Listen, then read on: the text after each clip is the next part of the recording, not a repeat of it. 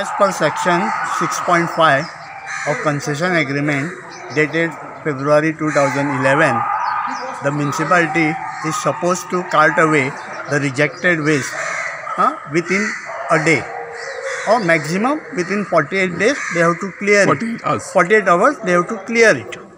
So post dump fire, nearly 20 days passed. The rejected waste has piled up to the tune of nearly 1,000 tons, and that has choked our plant. And because of that, we cannot take any more garbage, or we cannot operate our plant because of no space left with us to do so. So from today you'll have stopped. So from today onwards, we have stopped taking MMC trucks with waste, coming with waste.